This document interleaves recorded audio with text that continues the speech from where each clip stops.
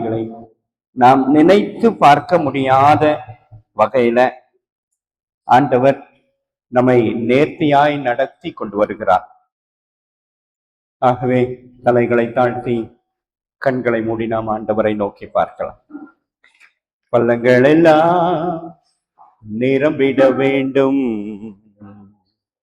மலைகள் குன்றுகள் தகர்ந்திட வேண்டும், கோணலானவை நேராகணும், கரடானவை சமமாகணும். பள்ளங்கள் எல்லாம் நிரம்பிட வேண்டும், மலைகள் குன்றுகள் தகர்ந்திட வேண்டும், கோணலானவை நேராகணும், கரடானவை சமமாகணும். பள்ளங்கள் எல்லாம் நிரம்பிட வேண்டும், மலைகள் குன்றுகள் தகர்ந்திட வேண்டும், கோணலானவை நேராகணும், கரடானவை சமமாகணும். ராஜா வருகிறார் ஆயத்தமாவோ, ராஜா வருகிறார் ஆயத்தமாவோ, இயேசு வருகிறார் என்று கொண்டு செல்லுவோம், இயேசு வருகிறார் என்று கொண்டு செல்லுவோம். பள்ளங்கள் எல்லாம் நிரம்பிட வேண்டும், மலைகள் குன்றுகள் தகர்ந்திட வேண்டும், கோணலானவை நேராகணும், கரடானவை சமமாகணும். நல்ல கனிகொடா மரங்கள் எல்லாம் வெட்டொண்டு அக்கினியில் போடப்படும், நல்ல கனிகொடா மரங்கள் எல்லாம் வெட்டுண்டு அக்கினியில் போடப்படும். ராஜா வருகிறார் ஆயத்தமாவோம், ராஜா வருகிறார் ஆயத்தமாவோம், இயேசு வருகிறார். அவன் அவன் அல்ல அவன். ஸ்தோத்திரம் ஆண்டவரே, நன்றியோடு நாங்கள் நம்மை துதிக்கிறோம். உம்முடைய பொற்கரத்துல எங்களை அர்ப்பணிக்கிறோம். ஆவியானவர் பொறுப்பெடுத்துக் கொள்ளுங்க, வழி நடத்துங்க, ஆசீர்வதிங்க. இயேசு கிறிஸ்துவின் மூலம் ஜெபம் எடுக்கிறோம் எங்கள் ஜீவன் உள்ள நல்ல பிதாவே, ஆமென். கிறிஸ்துவுக்குள் அன்பான தேவ ஜனமே, உங்கள் யாவரையும் ஆண்டவராக இயேசு கிறிஸ்துவின் இனிதான வல்லமையான பெரிதான நாமத்தினாலே நாங்கள் வாழ்த்துகிறோம். கர்த்தர் உங்கள் ஒவ்வொருவரையும் ஆசீர்வதித்து காப்பாராக. நமது மெய்ப்பனின் குரல் ஊழியங்களின் சார்பாக எங்களுடைய வாழ்த்துதல்களையும் வணக்கங்களையும் நாங்கள் தெரிவித்துக் கொள்கிறோம். இந்த நாளிலே தயவு செய்து நீங்க கவனிங்க. இந்த நாளிலே உங்களை முகமுகமாக சந்திக்க கர்த்தர் நமக்கு கொடுத்த இந்த நல்ல வாய்ப்புக்காக கரங்களை தட்டி ஆண்டவரை நாம் மகிமைப்படுத்துவோம். அதே போல இந்த வாய்ப்பை எனக்கு கொடுத்த உங்களுடைய ஊழியர் அவர்களுக்கும், திருச்சபை மக்கள், பெரியவர்கள், தாய்மார்கள், வாலிப பிள்ளைகள், சிறு பிள்ளைகள் அனைவருக்கும் மாத்திரமல்ல, இந்த சபை ஸ்தாபிக்கப்படுவதற்கு காரணமாக இருந்து கொண்டிருக்கிற அத்தனை நல்ல உள்ளங்களையும் இந்த நேரத்தில் நினைத்த அனைவருக்கும் ஆண்டவருடைய பெயராலே நன்றிகளையும் ஸ்தோத்திரங்களையும் நான் ஏறெடுக்கிறேன். ஹல்லேலூயா, ஹல்லேலூயா, ஹல்லேலூயா. நாம் பெருகி பழுகி தேவனுக்கு பிரியமான மக்களாக, சாட்சியுள்ள மக்களாக வாழ கர்த்தர் நம்மை ஆசீர்வதிப்பாராக. இந்த நாளிலே நமக்கு ஒரு விசேஷமான காரியத்தை நம்முடைய தென்னிந்திய திருச்சபை நமக்கு கொடுத்திருக்கிறது. Theological education Sunday. இந்த தருணத்துல ஆண்டவர் இதற்கு ஒத்த ஒரு வார்த்தையை நமக்கு கொடுக்கிறார். எடுத்துக்கொள்ளுங்கள். ஏசாயா தீர்க்கதரிசன புஸ்தகம்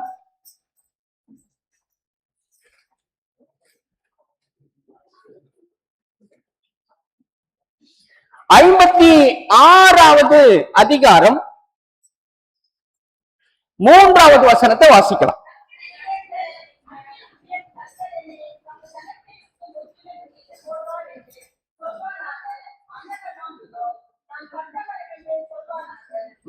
இல்லம்மா, 55:3. உங்கள் செவி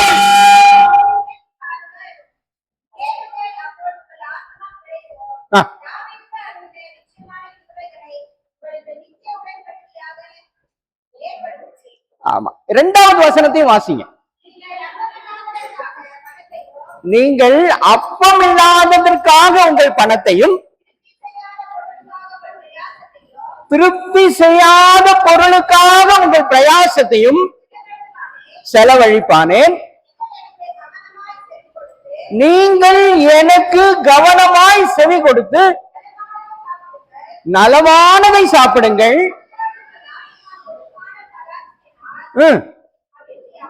ஹல்லேலூயா, ஹல்லேலூயா.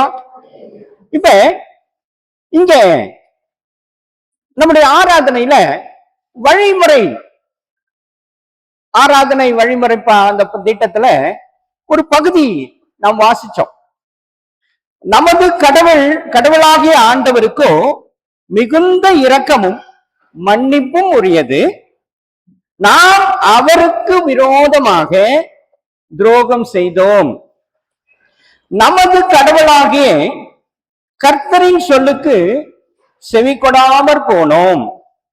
நமது ஊழியராகிய தீர்க்கதரிசிகளை கொண்டு அவர் நமக்கு முன்பாக வைத்த அவருடைய பிரமாணங்களின்படி நாம் நடக்கவில்லை. இது ஏன் வாசிக்கிறோம்? இதனுடைய பொருள் என்ன என்றைக்காவது நாம் யோசிச்சிருக்கிறோமா? ஏதோ அது வழிமுறை நடைமுறை அப்படிங்கிற அடிப்படையில அதை வாசிச்சுட்டு அடுத்தது அடுத்தது அடுத்ததுன்னு கடந்து போயிட்டு இருக்கு. ஆனால் வசனம் இங்கே நமக்கு அழகாக ஒரு உண்மையை சொல்லுகிறது. 55 வசனத்தை மறுபடியும் வாசிங்க. உங்கள் செவியை சாய்த்து என்னிடத்தில் வாருங்கள், கேளுங்கள், அப்பொழுது உங்கள் ஆத்துமா பிழைக்கும். தாவீதுக்கு அருளின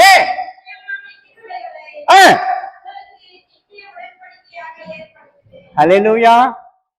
எத்தனை உண்மை இருக்கிறது பாருங்க, கவனிங்க. சரி, இப்ப நான் ஒரு கேள்வி கேட்கிறேன், எனக்கு தயவு செஞ்சு நீங்க பதில் சொல்லுங்க. நீங்கள் யார்?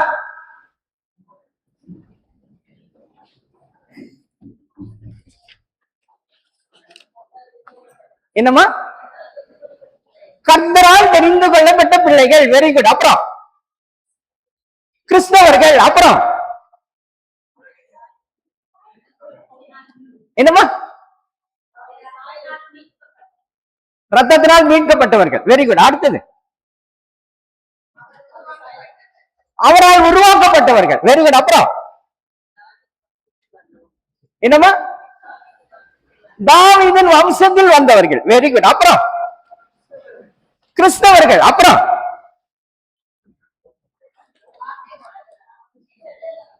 நாம் அனைவரும் சீஷர்கள். Very good, super. இப்படியே நிறைய சொல்லிட்டு போவீங்க. ரொம்ப சந்தோஷம். ரொம்ப அருமையா பேசுனீங்க, ரொம்ப அருமையா பேசுனீங்க. வாசிங்க 1 தெசலோனிக்கேயர் 5வது அதிகாரம் 23வது வசனம். சமாதானத்தின் தேவன் தாமே உங்களை முற்றிலும் பரிசுத்தமாக்குவாராக. உங்கள் ஆவி, ஆத்துமா, சரீரம் முழுவதும்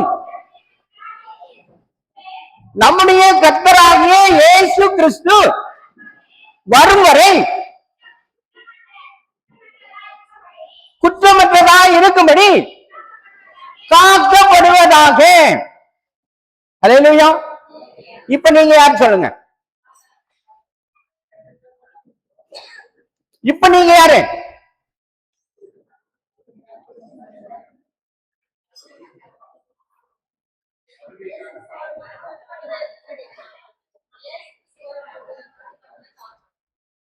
நீங்க ஆவி, ஆத்மா, சரீரம். நீங்க யாரு? ஆவி, ஆத்மா, சரீரம். ரைட்டா? நீங்க யாரு? ஆவி, ஆத்மா, சரீரம். இப்ப அந்த வசனத்துல என்ன நமக்கு உண்மையை சொல்றாருன்னா, இந்த மூன்றும் அவர் வரும் வரை குற்றமற்றதாக காக்கப்படுவதாக என்று சொல்லுகிறார். சரி, நீங்க தூங்குறீங்களா? தூங்குறது இல்லையா? தூங்குறீங்க. Very good. எதுக்காக தூங்குறீங்க? எதுக்கு? ஓய்வுக்கு. எதுக்கு ஓய்வு?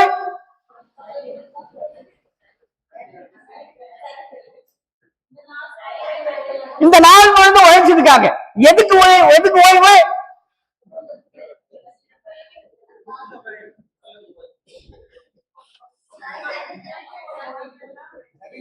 Very good. சரீரத்துக்கு தான் ஓய்வு. ரைட்டா? சாப்பிடுறோம் எதுக்கு?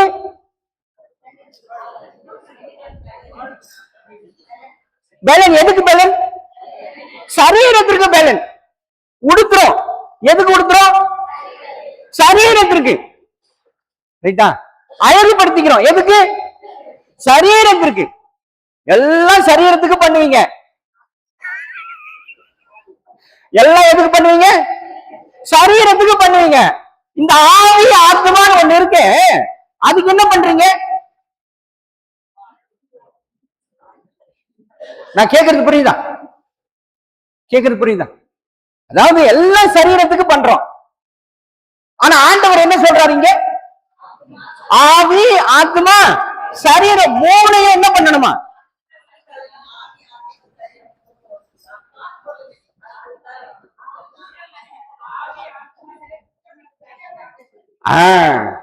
Very good. அதான் கரெக்ட். அந்த அம்மா சொன்னாங்க பாருங்க, அதான் கரெக்ட். சரி, நல்லா கவனிங்க. அம்மா நீங்க தப்பா நினைச்சுக்காதீங்க, சரிங்களா? Very good. நல்லா கவனிங்க. சில விஷயங்களை நம்ம தெரிந்து கொள்ளணும். தெரிந்து கொள்ளணும் இல்லையா? எல்லாருக்கும் எல்லாம் தெரிஞ்சிருக்க வாய்ப்பே கிடையாது. தெரிந்து கொள்ள வேண்டும். அதற்காக தான் இந்த இடம் நமக்கு கொடுக்கப்பட்டிருக்கிறது. இந்த இடம் நமக்கு அதுக்கு தான் கொடுக்கப்பட்டிருக்கிறது.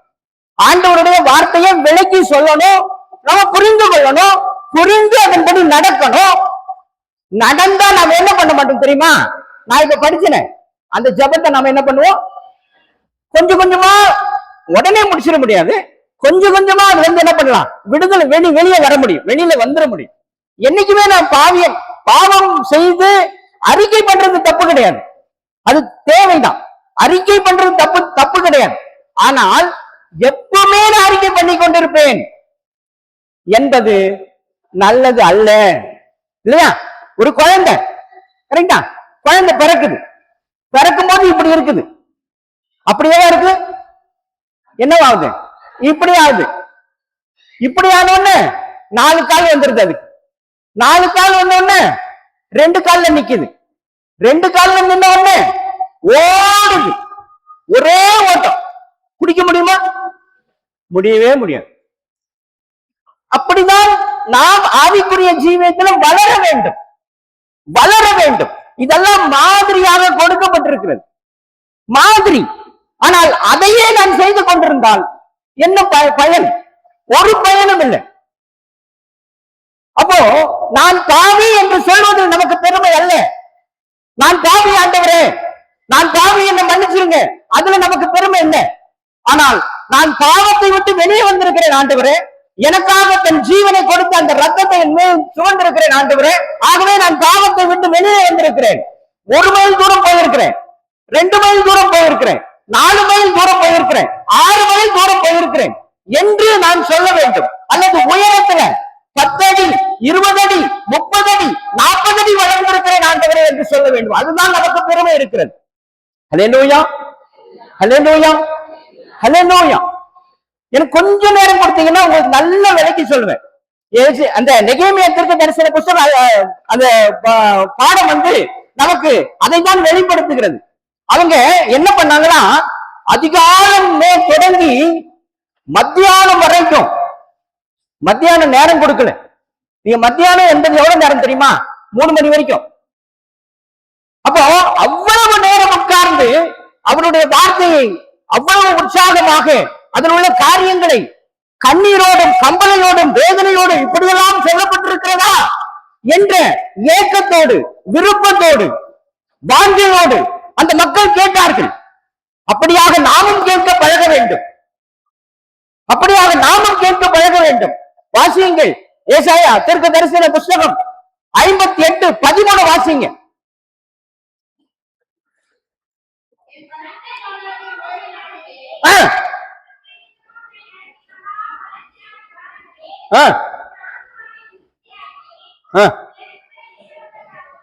மா 58:13.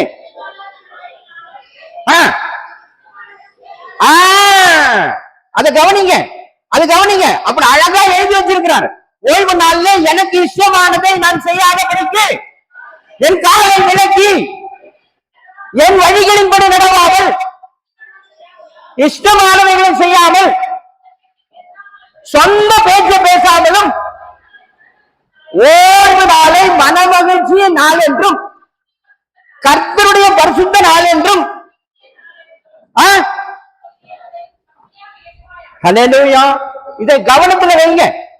அது ஒரு பக்கம் சொல்லிக்கொண்டே இருக்கும். நான் ஒரு பக்கம் ஒரு மாதிரி நடந்து கொண்டிருப்பேன் என்று சொன்னால் நமக்குள் மாற்றம் வராது. ஞாபகம் வைத்துக் கொள்ளுங்கள், வசனம் வேறொன்றை சொல்லிக் கொண்டிருக்கிறது. நான் எப்படி ஆண்டவரை ஆராதிக்க வேண்டும் என்ற உண்மைகளை அது வெளிப்படுத்திக் கொண்டிருக்கிறது. இப்ப நல்ல கவனிங்க, இந்த ட்ரினிட்டி திரித்துவம் என்ற ஒரு தத்துவம் இருக்கிறது. நம்ம எல்லாருக்கும் தெரியும். பிதா, குமாரன், பரிசுத்த ஆவி. அதைதான் இங்கே 1 தெசலோனிக்கர் 5:23 நமக்கு சொல்லுகிறது. ஆத்மா, ஆவி, ஆத்மா, சரீரம் என்று சொல்லுகிறது. ஆண்டவராக இயேசு கிறிஸ்து குமாரனானவர் சரீரத்துல இந்த பூமிக்கு வந்து 33 ஆண்டுகள் வாழ்ந்தார் என்று சொல்லுகிறது. வாசியுங்கள் யோவான் 1வது அதிகாரம் 14வது வசனம். அந்த வார்த்தை எந்த வார்த்தை?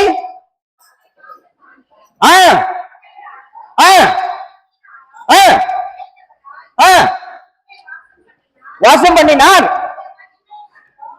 என்னமா? அவருடைய மகிமையை கண்டோம்.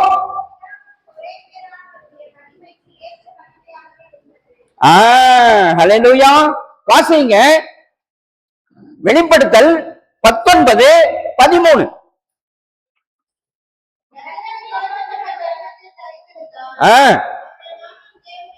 அவருடைய நாமம் தேவனுடைய வார்த்தை. அப்போ எந்த வார்த்தை மாம்சம் ஆயிற்று? தேவனுடைய வார்த்தை தான் மாம்சம் ஆயிற்று என்று வேதம் நமக்கு கற்றுக் கொடுக்கிறது. அது மாத்திரமல்ல, ஒரு உண்மையை உங்களுக்கு சொல்றேன். ஆண்டவர் மரித்து உயிர் தெழுந்தார். கல்லறையில என்ன பார்த்தாங்க? என்ன பார்த்தாங்க கல்லறையில?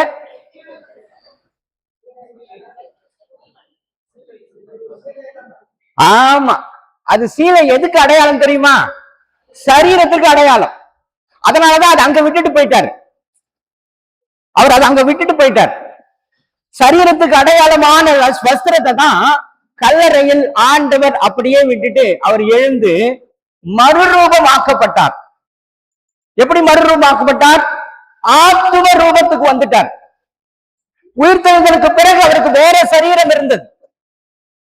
அந்த சரீரம் 40 நாட்களுக்கு பிறகு தேவனுடைய வலது பாரத்தில் வீற்றிருக்கிறது என்று சொல்லுகிறார்கள். பரிசுத்த வேதாகம் நமக்கு அது சொல்லிக் கொடுக்கிறது. அவர் பிதாவின் வலது பாரசத்தில் வீற்றிருந்தார் என்று சொல்லப்பட்டிருக்கிறது. அப்படின்னா என்ன பொருள்னா, அவர் ஆண்டவரோடு பிதாவோடு ஒப்புரவாகிட்டார், ஒன்னாயிட்டார்னு அர்த்தம். ஹல்லேலூயா, ஹல்லேலூயா. சரி, நல்ல கவனிங்க. இப்ப நமக்கு 3 காரியங்கள் இருக்கு. எல்லாருமே எப்படி இருக்கிறோம்? ஆவி, ஆத்மா, சரீரம். இந்த 3 தன்மையில தான் நம்ம இருக்கிறோம். ஹல்லேலூயா. சரி, இப்ப ஆண்டவர் நம்ம எப்படி படைச்சார்னு தெரியுமா உங்களுக்கு? ஆண்டவர் நம்ம எப்படி படைத்தார்? களிமண்ணினால் படைத்தார். அடுத்தது சுவாசத்தினால் படைச்சார். அடுத்தது என்னங்கம்மா? Very good, super. அதாவது சாயல்ல படைக்கப்பட்டதுன்னு சொல்லப்பட்ட வார்த்தை வாசிங்க. ஆதியாகமம் 1:26-27. பின்பு தேவன் நமது சாயலாகவும் நமது ரூபத்தின்படியும் மனுஷனை உண்டாக்குவோமாக. ஆகாயத்து பறவைகளையும் மிருக ஜீவன்களையும் பூமி அனைத்தையும். ஹல்லேலூயா. அது இதுதான் வார்த்தையினால் உண்டாக்கினார் என்பதற்கு ஆதாரமான வார்த்தை.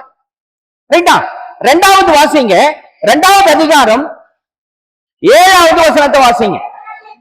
தேவனாகிய கர்த்தர் மனுஷனை பூமியின் மண்ணினாலே உருவாக்கி ஜீவ சுவாசத்தை அவன் நாசியிலே ஊதினார். அப்ப நல்லா புரிஞ்சுக்கொள்ளணும், நம்ம எப்படி உருவாக்கினார்னா, முதல்ல வார்த்தையினால் உருவாக்கினார், 2வது களிமண்ணினால் உருவாக்கினார், 3வது தம்முடைய சுவாசத்தினாலே நம்மளை உருவாக்கினார். 3 தன்மை நமக்கு இருக்கிறது.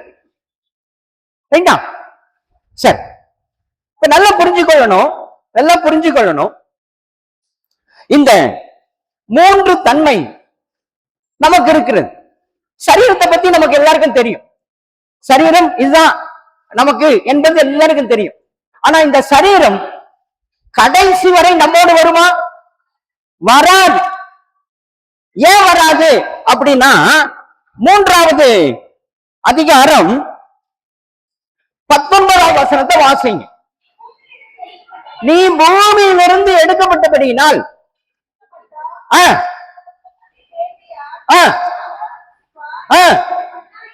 நீ மண்ணா இருக்கிறாய், மண்ணுக்கே திரும்புவாய். அப்போ சரீரம் மண்ணினால் உருவாக்கப்பட்டது. நமக்கு ஜீவன், அவருடைய சுவாசம் நமக்கு கொடுக்கப்பட்டிருக்கிறது. வார்த்தையினால் உருவானது எது என்றால் அதுதான் ஆத்துமா. நான் சொல்றது புரியுதா? நமக்கு ஆத்துமாவை கொடுத்திருக்கிறார் இல்லையா? அது எதனால் உருவாக்கப்பட்டது? வார்த்தையினால் உருவாக்கப்பட்டது. சரீரம் எதனால் உருவாக்கப்பட்டது? அது மண்ணினால் உருவானது. சுவாசம் என்பது அது அவருடைய சுவாசமாக நமக்கு இருக்கிறது. வாசியுங்கள், பிரசங்கி 12:7.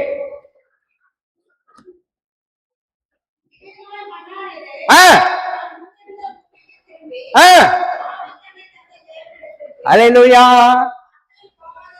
ஆமா, இப்ப சுவாசத்தை யார் கொடுத்ததுன்னு நமக்கு வசனம் சொல்லுது? ஆண்டவர் கொடுத்தார்னு சொல்லுது. சரியா? அப்போ இந்த 3 தன்மையை இப்ப நம்ம பார்த்துட்டோம். ஆனா சரீரத்தை குறித்து நமக்கு தெரியும். ஆனால் தெரியாத 2 காரியங்கள் இருக்கிறது. அதற்கு தான் நாம் முக்கியத்துவம் கொடுக்க வேண்டும். ஆனால் நமக்கு அதுக்கு முக்கியத்துவம் கொடுக்கிறதே இல்லை. நாம அதுக்கு முக்கியத்துவம் கொடுக்கிறதே இல்லை. இப்ப ஒண்ணு கேளுங்க, ஒண்ணு சொல்லுங்க எனக்கு பதில். நாம சாப்பிடுறோம் இல்லையா? என்னென்னலாம் சாப்பிடுறோம் இல்லையா? நம்ம என்னென்னலாம் சாப்பிடுறோம்? Carbohydrates, vitamins, minerals, fat, fibre, இப்படி அத தனித்தனியா பிரிச்சு, இந்த இதுல ஃபைபர் இருக்கு, இதுல மினரல்ஸ் இருக்கு, இதுல விட்டமின்ஸ் இருக்கு இல்லையா? இது கார்போஹைட்ரேட்ஸ் அப்படின்னு நாம எல்லாத்தையும் பிரிச்சு எவ்வளவு சாப்பிடுறோம்? 1600 கலோரியில இருந்து 3000 கலோரி வரைக்கும் கணக்கு. அது அவங்களுக்கு ஏத்த மாதிரி ஒரு கணக்கீடுல நாம சாப்பிட்டுக்கிட்டு இருக்கிறோம். அல்லேலூயா. நான் சொல்றது புரியுதா? ஆனா இந்த ஆத்மாவுக்கும் ஆவிக்கும் என்னங்க ஆகாரம்?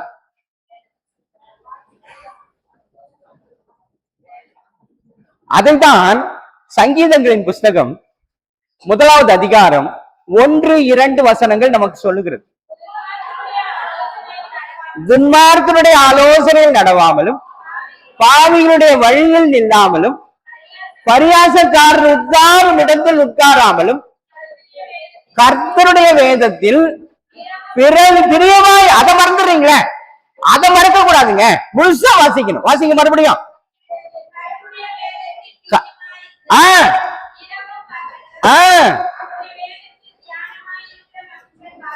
அல்லேலூயா. இது எதுக்காக நம்ம பண்ணணும்னு வசனம் நமக்கு சொல்ல தெரியுமா? என்னுடைய ஆவியையும் ஆத்மாவையும் பாதுகாக்கிறதுக்கு, போஷிக்கிறதற்கு. ஆனா நான் இப்ப கேட்பேன், எத்தனை பேர் அனுதின தியானமாக வேதத்தை வைத்திருக்கிறீர்கள் சொன்னா எத்தனை பேர் கை தூக்குறீங்க சொல்லுங்க பார்க்கலாம். ஒருத்தரும் தூக்க மாட்டீங்க. உண்மைதானே? பரிசுத்த வேதாகமத்தை அனுதின தியானமாக எத்தனை பேர் வைத்திருக்கிறீர்கள் பழக்கமாக?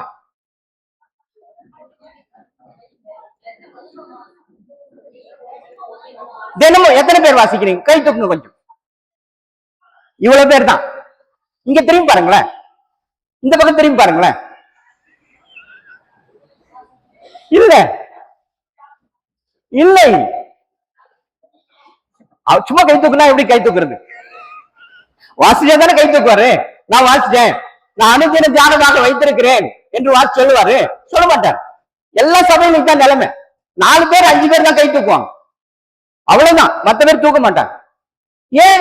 வாசிக்கிறது இல்ல, பழக்கம் இல்லை. அது எனக்கு புரியல, புரியாதது என்று நினைத்துக் கொண்டிருக்கிறோம். இது தமிழ்ல தான் இருக்கு. இந்த தமிழுக்கு விளக்கம் தேவைப்படுது. அப்ப எந்த அளவிற்கு நான் என்னுடைய வாழ்க்கையை நான் தேவனுக்கு நேராக திருப்பி வாழ்ந்து கொண்டிருக்கிறேன் என்பதுதான் இங்க கேள்வி. இது ரொம்ப முக்கியமானது.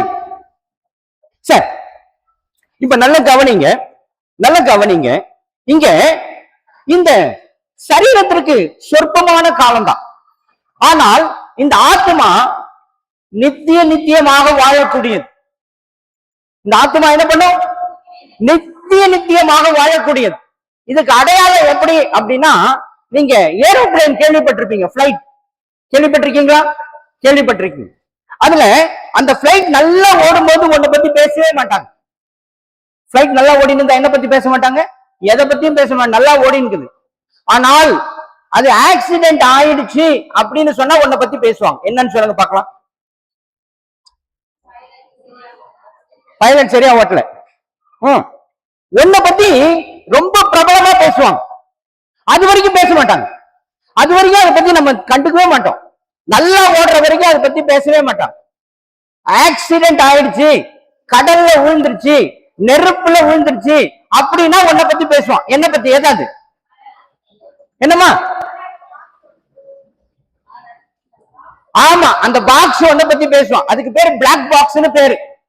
அந்த பாக்ஸ மட்டும்தான் போய் தேடுவானுங்க அதிகமா. அதுக்கு ஒரு தனி குழு அமைச்சு அதை எந்த கடல்ல விழுந்தாலும் எவ்வளவு ஆழத்துல விழுந்தாலும் அதெல்லாம் தேடுவான். ஏன் அப்படின்னா அதுல எல்லா விஷயமும் ரெக்கார்ட் ஆயிருக்கும். அந்த பிளைட் எடுத்த ஆரம்பத்துல இருந்து அது ஆக்சிடென்ட் ஆகுற வரைக்கும் என்னெல்லாம் பேசுனாங்க, எந்தெந்த சுவிட்ச ஆஃப் பண்ணாங்க, ஆன் பண்ணாங்க, எல்லா விஷயமும் அந்த பிளாக் பாக்ஸ் என்ற அந்த ரெக்கார்டருக்குள்ள ரெக்கார்ட் ஆயிருக்கும். அப்படிதான் ஆண்டவர் நம்ம எல்லாருக்குள்ள ஒன்னை வைத்திருக்கிறார். அதுதான் ஆத்துமா. நம்ம எல்லாருக்குள்ள அது இருக்கு. இப்ப நீங்க நினைப்பீங்க ஆண்டவர் நியாயம் தீர்ப்பார் என்று நமக்கு தெரியும், கேள்விப்பட்டிருக்கோம் இல்லையா? ஆண்டவர் என்ன பண்ணுவார்? கடைசி நாள்ல நம்ம எழுப்பி நியாயம் தீர்ப்பார். எப்படி நியாயம் தீர்ப்பார் தெரியுமா? இந்த பிளாக் பாக்ஸ் என்கிற ஆத்மாவை கொண்டுதான் நியாயம் தீர்ப்பார். இந்த ஆத்மா எங்க இருக்குன்னு யாருக்குமே தெரியாது, எங்க இருக்குன்னு யாருக்குமே தெரியாது. ஆனால் அது நான் செய்கிற முதல்ல குழந்தை பிறந்த உடனே என்ன பண்ணும்? அழோ. அந்த அழுகை முதல் மரணம் ஆகுது. மரணமான என்ன நடக்கும்? இப்ப நம்ம மரணம் செய்தி கேட்டு நம்ம விசாரிக்க போவோம். நாம போய் என்ன விசாரிப்போம்? என்னங்க சொன்னாரு கடைசியா, யாருக்கிட்ட பேசினாரு, என்னங்க சாப்பிட்டாரு, ரைட்டா, எப்படி மறிச்சாரு, என்ன ஆச்சு, நோய்வாய்ப்பட்டா ஹாஸ்பிட்டலா, என்ன சொன்னாரு, யாருக்கிட்ட கடைசி வார்த்தை என்ன சொன்னாரு அப்படின்னு கேட்போம். அந்த கடைசி வார்த்தை வரை இந்த ஆத்மாவில பதிவு செய்யப்பட்டிருக்கு. ஆண்டவர் நம்ம கையில செல்போன் இருக்கா? நம்ம கையில செல்போன் இருக்கு. நீங்க யூடியூப் ஓபன் பண்றீங்களா? அது மாதிரி ஆண்டவர் ஓபன் பண்ணி என்னுடைய வாழ்க்கை உங்களுடைய வாழ்க்கையை படமாக பார்ப்பார். அதை கொண்டுதான் நியாயம் தீர்ப்பார். அப்போ அப்பேற்பட்ட காரியத்தை நான் எப்படி பயன்படுத்துகிறேன்? ஏன்னா அது நம்மை குறித்து சாட்சி சொல்லும். உங்களையும் என்னையும் குறித்து எது சாட்சி சொல்லும்? என்னுடைய ஆத்மா என்னை குறித்து சாட்சி சொல்லும். அப்போ அதை நான் அதற்கேற்ப எனக்கு நல்லபடியா சாட்சி சொல்லணும்னா அதுக்கேற்பட்டபடி அதை நான் என்ன பண்ணணும், வளர்த்தெடுக்க வேண்டும். எனக்கு விரோதமா சாட்சி சொல்லணும்னா அது இஷ்டத்துக்கு நம்ம விட்டுட்டோம்னா அது நமக்கு விரோதமா சாட்சி சொல்லணும். நான் சொல்றது புரியுதா? தயவு செய்து கவனிங்கள், தயவு செய்து கவனிங்கள். இது ரொம்ப விசேஷம், மிக மிக அவசியமானது. நாம் தெரிந்து கொள்ள வேண்டும். நாம் இதுவரை எதை குறித்து நான் கவலைப்பட்டுக் கொண்டிருந்தேன் தெரியுமா? என்னுடைய சரீரத்தை குறித்து கவலைப்பட்டுக் கொண்டிருந்தேன். எனக்கு உடைக்காக கவலைப்பட்டேன். ஆண்டவர் சொல்றான், நீ உடைக்காக கவலைப்படாதே. உணவுக்காக கவலைப்பட்டேன், நீ அதுக்காக கவலைப்படாதே. நீ எதற்காக கவலைப்பட வேண்டும்? உன் ஆத்மாவுக்காக கவலைப்பட வேண்டும். உன் ஆத்மாவை நீ கடைசி நாளில அதை ஆண்டவர் எழுப்புவார். அது உயிரோடு இருக்கும். அந்த நாள்ல அது எனக்கு குறித்து சாட்சி சொல்லும். எப்படி சாட்சி கொடுக்கும் என்பதை நான் இப்போதே அதை பழக்க வைக்க வேண்டும். அதை நான் பழக்க வைக்க வேண்டும் என்கிற உணர்வு எனக்கு வர வேண்டும். இப்ப வாசிங்க யோவான் சுவிசேஷம் 3வது அதிகாரம் 16வது வசனம்.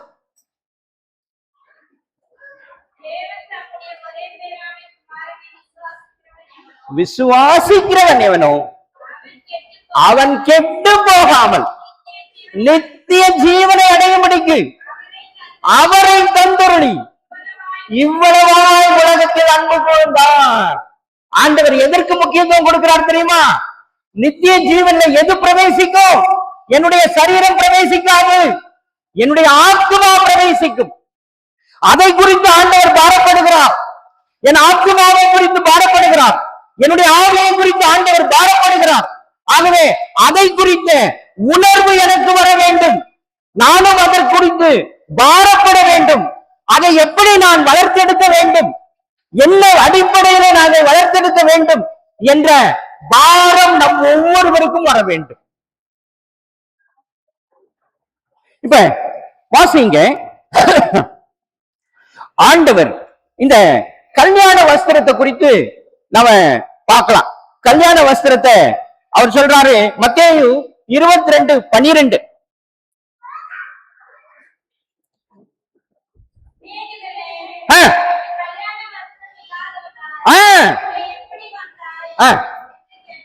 ஆமா,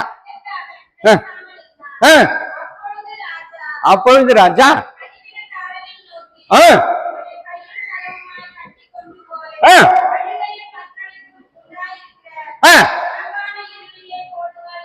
ஆமா, கவனிச்சீங்களா?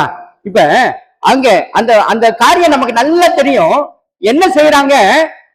அந்த கல்யாண வீடு ஆயத்தப்படுத்தினவன் அழைக்கப்பட்டவருக்கு வரல. எல்லாரையும் கூட்டிட்டு வாப்பா, எல்லாரையும் கூட்டிட்டு வாப்பா, தெருவுல இருக்கிறவன் அங்க இருக்கிறவன் எல்லாரையும் கூட்டிட்டு வா அப்படின்னு சொல்றாங்க. அப்படி கூட்டு வந்தவனு இங்க என்ன சொல்றாரு? நீ எப்படியா இங்க வந்த? கல்யாண வஸ்திரம் இல்லாம எப்படி வந்த? அப்ப என்ன அர்த்தம்னா, நான் ஆயத்தமாக இருக்க வேண்டும். எல்லா காலத்திலும் நான் ஆயத்தமாக இருக்க வேண்டும். இதைதான் இந்த வசனம் நமக்கு உணர்த்துகிறது. அப்படியே வாசிங்க மத்தேயு 17:2. இல்ல லூக்கா 10:42. லூக்கா 10:42. தேவையானது ஒன்றே. இப்ப மார்த்தாலும் மரியாளும், அந்த மார்த்தாள் என்ன பண்ணுவா? ஆண்டவரை அன்போடு அழைத்துக் கொள்வார். வீட்டுக்குள்ள அழைத்தவர் யாரு? மார்த்தாள். அவரை குறித்து அவர் ரொம்ப விசாரப்படுறது எதுக்கு? அவரை பூசரிக்கணும், அவருக்கு இதை செய்யணும், அதை செய்யணும், இந்த காரியத்துல எல்லாம் அவர் ரொம்ப ஜாக்கிரதையா இருப்பார். ஆனால் மரியாளோ அவருடைய வார்த்தையை கேட்பதில் தாகமாக இருந்தால், அவருடைய வார்த்தையில தாகமா இருந்தா. அப்போ ஆண்டவர் சொல்றாரு, அந்த வசனத்தை வாசிங்க. இப்ப தேவையானது ஒன்றுதான். மரியாள் தன்னை விட்டு எடுபடாத நல்ல பங்கை தெரிந்து கொண்டான். அப்ப நாமும் நல்ல பங்கை தெரிந்து கொள்ள பிரயாசம் எடுக்க வேண்டும். நம்ம எல்லாத்துக்கும் உபசரிக்கிறது தவறு கிடையாது, கண்டிப்பா உபசரிக்கணும், அதெல்லாம் செய்ய வேண்டும். ஆனால் முக்கியம் எது? எது முக்கியம்? எது எனக்கு ரொம்ப அவசியம்? அதை நான் கவனமாக இருக்க வேண்டும் என்பதுதான் இந்த வார்த்தை நமக்கு சொல்லுகிற உண்மை. அப்போ அதுல நான் கவனக்குறைவாக நான் ஒருவேளை இருந்தால் நான் என்னுடைய ஆத்துமாவை நான் இழந்து போவேன் இல்லையா?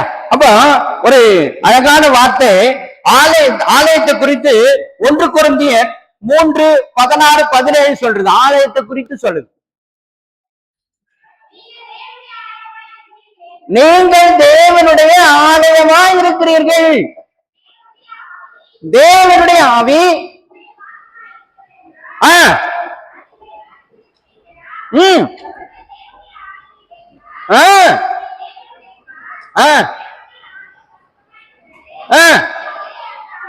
ஆமா. அப்போ எந்த ஆலயத்தை குறித்து பேசுறாரு ஆண்டவர்? எந்த ஆலயத்தை குறித்து பேசுறாரு? ஆமா, அதை அவர் தேவன் வாசம் பண்ணுகிற ஆலயம். அதை நான் பரிசுத்தமா வச்சுக்கணும். அப்போ இப்ப இந்த வார்த்தை நான் படிச்சேன் இல்லையா? நம்ம ஜெபம் பண்றோம், நான் கேட்க மாட்டேன், நான் கேட்கலன்னு சொல்றது சரியா? நான் கேட்க வேண்டும் என்று நினைப்பது சரியா? ஆமா, ஆண்டவருடைய வார்த்தையை நான் கவனமாக கேட்க வேண்டும். தவறு செஞ்ச ஐயோ நான் தவறு செஞ்சுட்டேன், நாளைக்கு இதை நான் செய்யக்கூடாது, அடுத்த நிமிஷம் இதை நான் செய்யவே கூடாது, இது ஆண்டவருக்கு விரோதமானது என்று நான் யோசிக்க வேண்டும். ஆனா நாம என்ன நினைக்கிறோம்? அதான் பாவ மன்னிப்பு இருக்கே, பாவ மன்னிப்பு சொல்லிட்டு ஆண்டவர் மன்னிச்சிட போறாரு, நமக்காக அவர் பாவ மன்னிப்பு கொடுத்திருக்கிறாரே, அவர் நமக்காக கொடுத்திருக்கிறாரே அப்படின்னு நான் நினைச்சு கொண்டிருக்கிறேன். எபிரேயர் 12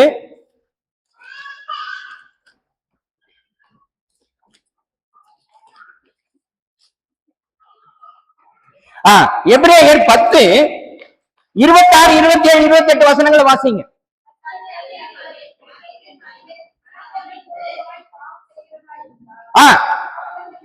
பாவத்தின் நிமித்தம் செலுத்தத்தக்க வேறொரு பலி நமக்கு இராமல் நியாய தீர்ப்பு வரும் என்றும் எதிர்பார்க்குதலும். ஆமா, இதை நான் மறந்துடலாமா? அப்ப நான் என்ன நினைச்சுக்கிறேன்? ஆண்டவர் எனக்காக மன்னிச்சிட்டாரு, என் பாவத்தெல்லாம் கழுவிட்டாரு அப்படின்னு நான் நினைத்து கொண்டிருக்கிறேன். ஆனா வசனம் எனக்கு சொல்லுகிறது வேற ஒரு பலி இதற்கு அப்புறம் இல்ல. அவர் ஒரு தரம் மன்னித்தார், ஒரு தரம் என்னை மன்னித்தார். அப்படின்னா என்ன பொருள்? நான் இனி பாவம் செய்யக்கூடாது என்பதற்காகத்தான் ஆலயமே. ஆலயம் எதற்கு?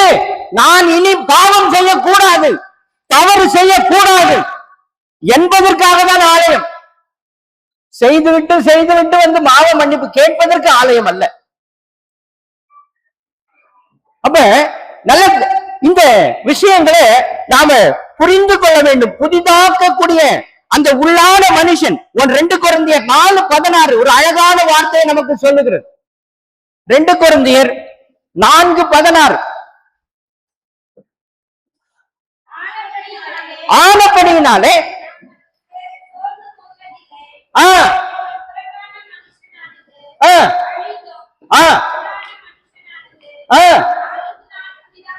ஆமா, நான் புதிதாய் மாறிக்கொண்டே இருக்க வேண்டும், நான் புதிதாக வேண்டும்.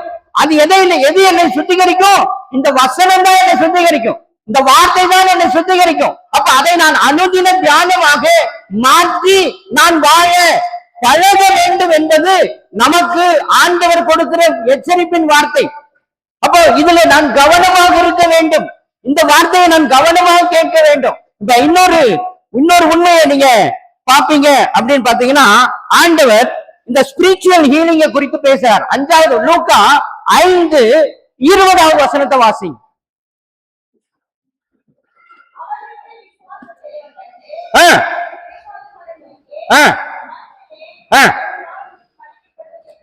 ஆமா, அடுத்தது வாசிங்க. அப்போது வேத பாரகரும் பரிசேயரும் யோசனை பண்ணி தேவ தூஷணம் சொல்லுகிறது இவன் யார்?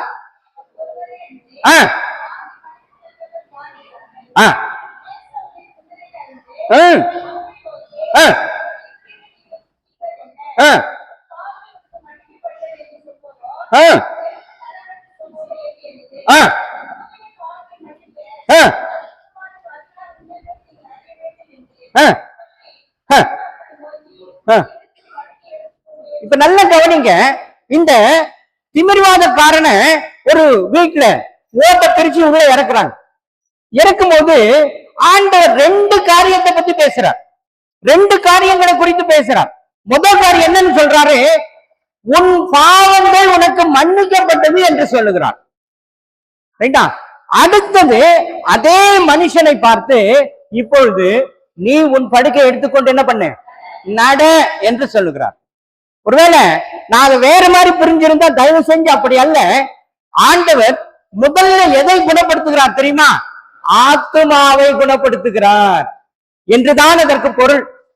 ஒரு மனுஷனுக்கு வியாதி வருது, தீராத வியாதிக்குள் இருக்கிறான் என்றால் அவனுக்கு முதலாவது தேவை என்ன?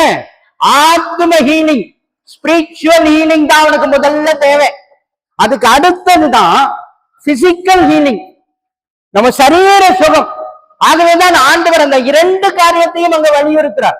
முதல்ல ஸ்பிரிச்சுவல் ஹீலிங்க பத்தி அவர் பேசுறார். ஒருவேளை நாம நினைச்சிருக்கலாம், அவன் பரிசேயர் கேள்வி அவரை பத்தி பரியாசம் பண்ணதுனால அவர் மாத்தி பேசுறார். அப்படி அல்ல, அப்படி அல்லவே அல்ல. அவர் அதை பத்தி கண்டுக்கவே கிடையாது. யாரும் எதை பத்தி அவர் கண்டுக்க மாட்டாரு. ஏன்னா அவர் தான் ராஜாதி ராஜா, சர்வ வல்லமை உள்ளவர், எல்லா ஞானத்திற்கும் காரணர் அவர் தான். ஆகவே எதை பத்தி அவர் கவலைப்பட மாட்டாரு, கண்டுக்கவே மாட்டார். அவர் செய்வதை செய்து கொண்டு போய்கிட்டே இருப்பார். ஆகவே அவர் முதல்ல எந்த ஹீலிங் கொடுக்கிறார்? ஸ்பிரிச்சுவல் ஹீலிங்கை தர்றார். ஒரு மனுஷனுக்கு அது தேவை. அப்ப அந்த ஹீலிங்கை கொடுத்த பிற்பாடு ஆண்டவர் அவனை பார்த்து சொல்றார், நீ இப்பொழுது எழுந்து உன் படுக்கை எடுத்துக்கொண்டு வீட்டுக்கு போ என்று சொல்லுகிறார். அந்த மனிதன் எழுந்து போகிறான். அப்ப இது எவ்வளவு விசேஷம் என்பதை நாம் புரிந்து கொள்ள வேண்டும்.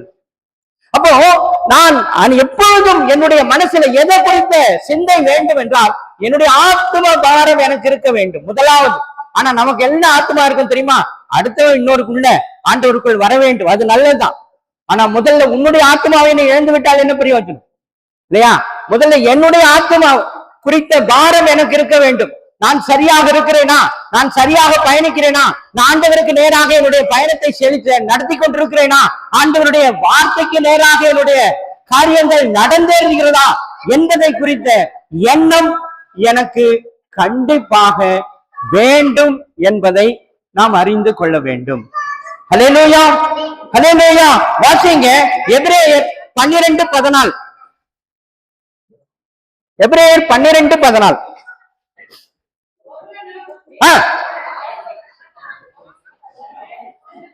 என்னமா என்னமா என்னமா என்னமா வாசிங்க.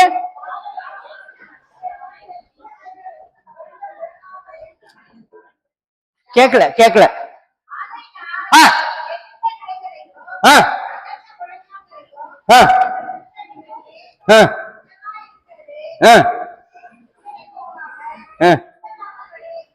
இல்லம்மா, யாவரோடும்.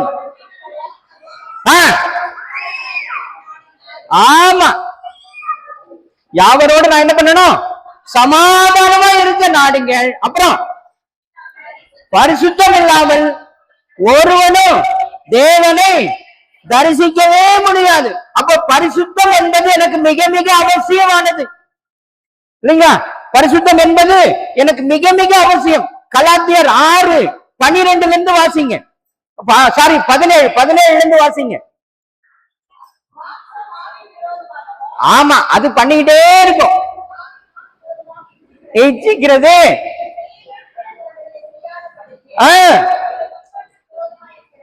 ஆமா இல்லையா? இப்ப நம்ம பல நேரங்கள்ல நான் ஒரு மனசுல எனக்குள்ள தோணும், இத நான் செய்யக்கூடாது. என் மனசுல தோணும், எனக்கு உணர்த்தும். ஆனா நான் என்ன பண்ணுவேன் அப்படின்னா, ரைட்ல இண்டிகேட்டர் போட்டு லெப்ட்ல திரும்பிடுவேன் இல்லையா? நம்மளும் யோசிப்போம், ஐயோ இது சரியில்லை போல இருக்குது அப்படின்னு கொஞ்சம் தயக்கம். ரைட்ல போடுவோம், இண்டிகேட்டரை போட்டு லெப்ட்ல மறுபடியும் பழையபடி போயிருவோம். வாசிங்க வாசிங்க, தொடர்ந்து வாசிங்க.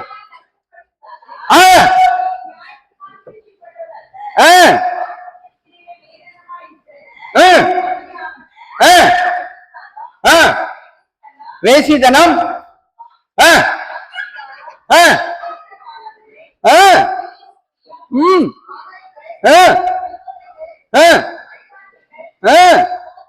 ஆ, ஆ, ஆ, ஆ, ஆ, ஆ, ஆ, ஆ. நல்ல ஒரு நிமிஷம் நல்லா கவனிங்க. ஒரு முறை நான் கோயம்புத்தூர், அதாவது காட்பாடியில இருந்து கோயம்புத்தூர் போயிட்டு இருக்கேன் ஒரு மீட்டிங் விஷயமா. போகும்போது பைபிள் படிச்சுட்டு போயிட்டு இருக்கேன். எனக்கு பக்கத்துல ஒருத்தர் அடுத்த சீட்ல, அந்த மூணாவது 3 சீட் இருக்கும், அதுல உட்கார்ந்துட்டு ஒருத்தர் என்ன திரும்பி திரும்பி பாக்குறாரு. என்ன திரும்பி திரும்பி பாக்குறாரு, பேச மாட்டேன்றார். நானும் என்னவோ பாக்குறாரு அப்படின்னு சொல்லி நானும் அவரை கவனிக்கிறேன். என்னமோ கேட்க நினைக்கிறாரு. சரி ஏதோ பேசுவாரான்னு பார்த்தா அவர் பேசல. இப்படி பாப்பாரு, நான் பார்த்தா மறுபடியும் திரும்பிப்பார். இப்படி பாக்குறாரு, திரும்பிக்கிறேன். கொஞ்சம் போயிட்டே இருக்குது. சரி நானும் விட்டுட்டேன். சரி ஏதோ வேற என்னவோ பாக்குறாரு போல இருக்கு, நானும் கவனிக்கிறேன். ஒரு 3 ஸ்டேஷனுக்கு முன்னாடி அவர் கொஞ்சம் உஷாராயிட்டார். இதுக்கப்புறம் பேசாம இருந்தா நல்லா இருக்குதுன்னு, ஐயா உங்ககிட்ட ஒண்ணு கேட்கலாமா அப்படின்னு கேட்டார். கேளுங்க அப்படின்னு. அப்போ நான் ஒண்ணு செய்யக்கூடாது, ஆனா வேற வழி இல்லை, நான் செஞ்சுனே இருக்கிறேன். அதை நான் விட்டுறணும்னு ஆசைப்படுறேன், ஆனா விட முடியல, அதனால அப்படியே விட்டுட்டேன். இப்போ நீங்க பைபிள் வாசிச்சுன்னு போறீங்க, உங்ககிட்ட கேட்டா அதுக்கு நல்ல பதில் சொல்வீங்கன்னு நினைச்சு நான் கேட்கிறேன்.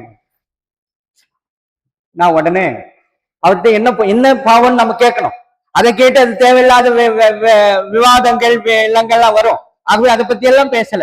உடனே என்ன பண்ண, நான் படிச்சுட்டு இருந்த பைபிள கலாத்தியர், இப்ப நீங்க வாசிங்களேன் 19 இருந்து அந்த பகுதியை எடுத்து அதை அவர்கிட்ட கொடுத்து, இதுல இருக்கான்னு பாருங்கன்னு. இதுல இருக்கா பாருங்க. அவர் பார்த்துட்டு மேலேயே இருக்குன்னாரு. அப்ப விட்டுறணும்.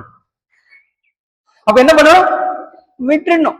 எதை ஃபாலோ பண்ணணும்? அடுத்தது 21 இருந்து வாசிங்க.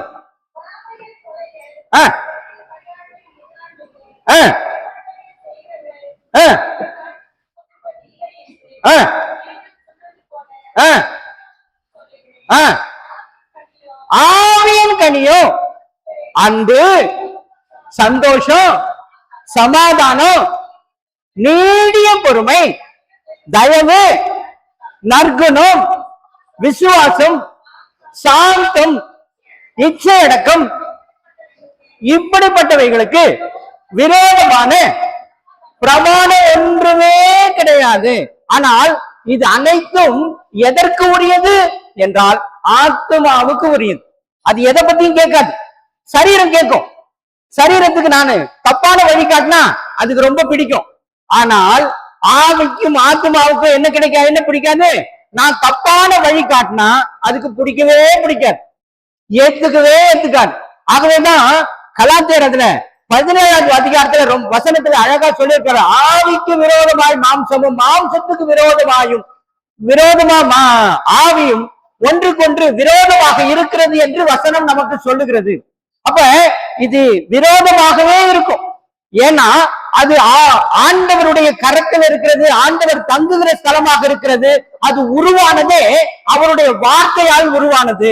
ஆகவே அந்த வார்த்தைக்கு மட்டும்தான் அது கட்டுப்படும், சத்தியத்திற்கு மட்டும்தான் கட்டுப்படும், வேறு ஒன்றுக்கும் கட்டுப்படாது.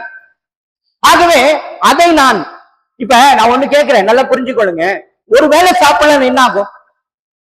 நாம என்ன ஆகும்? டயர்ட் ஆயிடும் இல்லையா? டயர்ட் ஆயிடும். ஆனா இந்த ஆத்மாவை நான் கண்டுக்காம விட்டுட்டேன்னு வச்சுக்கங்க, டயர்ட் ஆகுமா ஆகாதா? கண்டிப்பா ஆகும், கண்டிப்பா ஆகும். ஆனா நமக்கு தெரியாது. நான் என்ன நினைச்சிருக்கிறேன், சரீரத்தோடு ஒன்றி இருக்கிறதுனால எனக்கு தெரியல. ஆனால் இந்த ஆத்மா நிச்சயமா டயர்ட் ஆகும், அதுக்கும் ஆகாரம் தேவை. ஆகவேதான் வசனம் என்ன சொல்லுகிறதுன்னா, கர்த்தருடைய வேதத்தில் பிரியமாயிருந்து இரவும் பகலும் அதை தியானிக்கிற மனுஷன் பாக்கியவான் என்று சொல்லுகிறது. அப்ப நான் அனுதின தியானமாக, இப்ப இரவு பகல் என்ன பொருள்? எப்பொழுதும் அப்படின்னு தான் பொருள். அதுதான் அதற்கு பொருள். எப்பொழுதும் என்றுதான் பொருள். 24 மணி நேரம் என்று பொருள் இல்லையா? மாலையும் காலையும் சேர்ந்தது ஒரு நாள் என்று பார்க்கிறோம். அப்போ வசனம் என்ன சொல்லுகிறதுன்னா, இரவும் பகலும் அப்படின்னா 24 மணி நேரம். 24 மணி நேரம் எனக்கு எனர்ஜி. எதுக்கு எனர்ஜி? என்னுடைய ஆத்மாவுக்கு எனர்ஜி.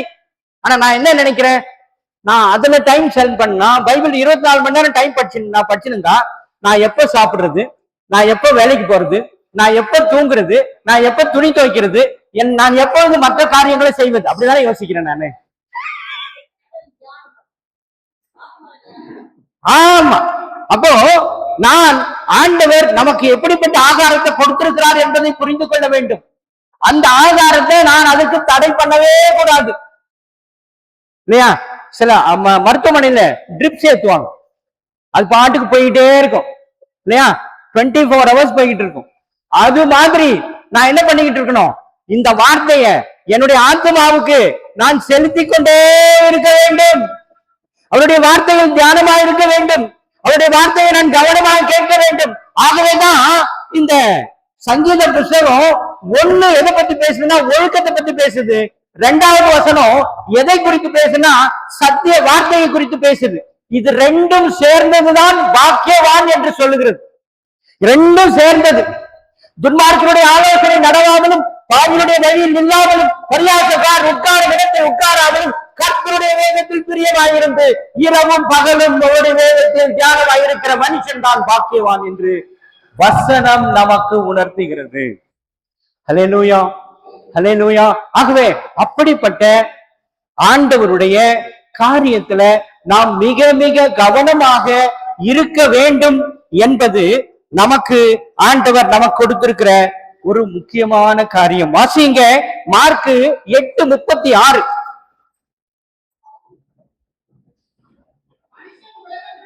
ஆமா, நான் உலகம் முழுவதையும் ஆதாயப்படுத்தினாலும் என் ஜீவனை நஷ்டப்படுத்தினால் லாபம் என்னன்னு கேட்கிறாரு. இதுக்கு என்னால பதில் சொல்ல முடியுமா? இதுக்கு என்னால பதில் சொல்ல முடியுமா? இப்ப நிறைய பேர் இங்க எத்தனை பேர், இப்ப நான் ஒரு கேள்வி கேட்டா நீங்க பதில் சொல்லலாம். ஒரு விஷயத்த சொல்லுங்க. இந்த ஜனவரி மாதம் முதல் நாள் ஆராதனை இருந்துச்சா? முதல் நாள் ஆராதனை. இன்னைக்கு ஜூலை மாசம் 2வது வாரம். ஒரு வாரம் கூட தவறாம நான் ஆலயத்துக்கு வந்தவன் எத்தனை பேர் கை தூக்கப்பா? பத்தியா? ஒண்ணுதான், ஒருத்தர் தான் கை தூக்கி இருக்கிறாங்க. 2 பாத்தீங்களா? அப்போ ஆண்டவருடைய ஆராதனையில நான் கலந்து கொள்வது மிக மிக அவசியம். ஏன் கலந்து கொள்ள வேண்டும்? அவருடைய வார்த்தையை நான் கேட்க வேண்டும். ஏன் கலந்து கொள்ள வேண்டும்? அவரை நான் துதிக்க வேண்டும். ஏன் நான் கலந்து கொள்ள வேண்டும்? அவரை நான் உயர்த்தி பிடிக்க வேண்டும். அவருக்கு நன்றி சொல்ல வேண்டும். அடுத்த வாரத்திற்கான ஆசீர்வாதத்தை நான் பெற்றுக்கொள்ள வர வேண்டும். இதெல்லாம் அடிப்படைகள். நான் முதல்ல நன்றி, ஆண்டவரே என்னை இத்தனை நாட்கள் காப்பாற்றினேன், அல்லது இந்த வாரம் முழுவதும் என்னை காப்பாற்றினேன், என் கண்ணீரெல்லாம் தொடர்ந்தேன், ஆபத்து வருந்தெல்லாம் காப்பாற்றினேன். அடுத்தது எனக்கு ஒரு நல்ல ஆலோசனை வேணும். அடுத்தது அடுத்த வாரத்திற்கான ஆசீர்வாதத்தை நான் பெற்றுக்கொள்ள நான் வர வேண்டும். அப்போ இந்த உணர்வுகள் நமக்கு காணப்பட வேண்டும். இந்த உணர்வு எனக்கு வேண்டும். நான் உங்களுக்கு முன்பே சொல்லி இருக்கிறேன், ஓய்வு நாள் என்பது அடையாளமாக கொடுக்கப்பட்டிருக்கிறது. என்னவா கொடுக்கப்பட்டிருக்கிறது? அடையாளம். எப்படி திருமணத்துல தாலி அடையாளமோ அப்படியாக ஓய்வு நாள் நமக்கு அடையாளமாக கொடுக்கப்பட்டிருக்கிறது. அந்த அடையாளத்தை நான் என்ன பண்ணிடக்கூடாது, நான் வீணா விட்டுவிடக் கூடாது. ஆண்டவர் நம்மை உருவாக்கினார் என்பதற்கு சான்றுதான் இந்த ஓய்வு நாள். ஆண்டவர் என்னை உருவாக்கினார், என்னை படைத்தார், என்னை ஆசீர்வதிக்கிறார், என்னை காப்பாற்றுகிறார், என்னை வழி நடத்துகிறார் என்று நான் அவருக்கு நன்றி சொல்வதற்காக கொடுக்கப்பட்டிருந்தான் அந்த ஓய்வு நாள். அந்த ஓய்வு நாளை நான் அசட்டை பண்ணி நான் வாழ்வேன் என்று சொன்னால் எப்படி என்பதை நான் சிந்திக்க வேண்டும். ஹல்லேலூயா, ஹல்லேலூயா. ஆகவே பிரியமானவர்களே, நான் கவனிக்க வேண்டியதை நான் கவனித்து நான் அந்த வழியில நடக்க பிரயாசம் எடுக்கும் பொழுது கர்த்தருடைய பெருக்கமான ஆசீர்வாதத்தை ஆண்டவர் நிச்சயமாக நமக்கு தருவார் என்பதில் சந்தேகமே இல்லை. இன்றைக்கு உலகம் பேரழிவை நோக்கி போய்கொண்டிருக்கிறது. எல் நீனோ என்று சொல்லப்படுகிறதான ஒரு கிளைமேட் சேஞ்சுக்குள்ள உலகம் போய்கொண்டிருக்கிறது. மிக ஆபத்து. சைனா முழுகி கொண்டிருக்கிறது. சைனா முழுகி கொண்டிருக்கிறது. காஷ்மீர்ல மேக வெடிப்பு. குஜராத்ல, பாம்பே, மகாராஷ்டிராவில வெள்ளம் புரண்டு கொண்டு போய் கொண்டிருக்கிறது. எல்லாரும் இவ்வளவு தண்ணியில போய்கிட்டு இருக்கிறாங்க. பாத்தீங்களா? டிவியில பாத்திருப்பீங்க. எவ்வளவு தண்ணி? முதுகு அளவுக்கு இல்லையா, ஷோல்டர் அளவுக்கு, வயிறு அளவுக்கு, இடுப்பு அளவிற்கு தண்ணி. இவ்வளவு பயங்கரத்தில் நாம் வாழ்ந்து கொண்டிருக்கிறோம். எங்கு பார்த்தாலும் எரிமலை வெடிப்புகள் நடந்து கொண்டிருக்கிறது. எரிமலை வெடிப்பு எப்பவுமே இல்லை, எப்பவுமே கேள்விப்பட்டதில்லை, ஆனா இப்போ நடந்து கொண்டிருக்கிறது. ஆனால் ஆண்டவர் நம்மை கிருபையாய் நடத்தி கொண்டிருக்கிறார், வழி நடத்தி கொண்டிருக்கிறார். நாம் அவருக்கு நன்றி சொல்ல கடன் பட்டிருக்கிறோம் என்பதை நான் நினைக்க வேண்டும். அதே நேரத்துல ஆண்டவர் எனக்கு சொன்ன அந்த வார்த்தையை நான் மறந்துவிடக் கூடாது. கடைசியாக அந்த வார்த்தையை மட்டும் வாசியுங்கள், முடிக்கலாம். வாசிங்க 1 தெசலோனிக்கேயர் 5:23. சமாதானத்தின் தேவன் தாமே உங்களை முற்றிலும் பரிசுத்தமாக்குவாராக. உங்கள் ஆவி, ஆத்மா, சரீரம் முழுவதும்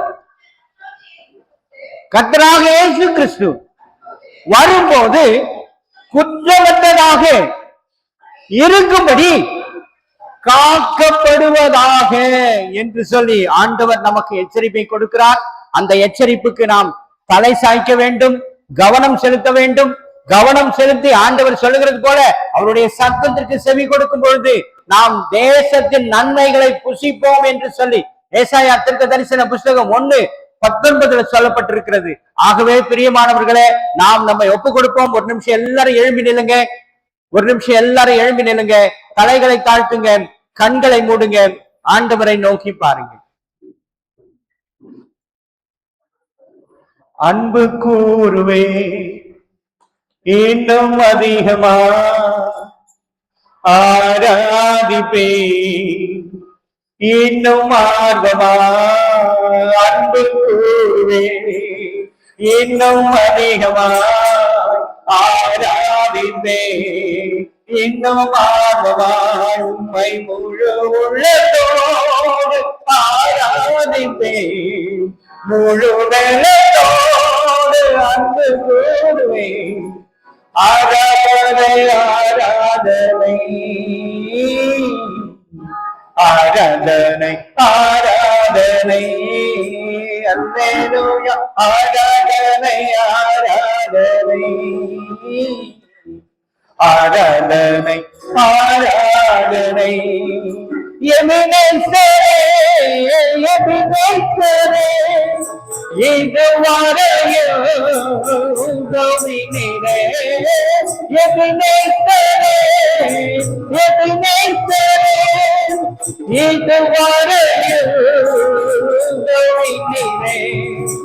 இதுவரையும் உதவினீரே. உம்மை முழு உள்ளத்தோடு ஆராதிப்பே முழு வெள்ளத்தோடு அன்பு கூறுவே. ஆராதனை ஆராதனை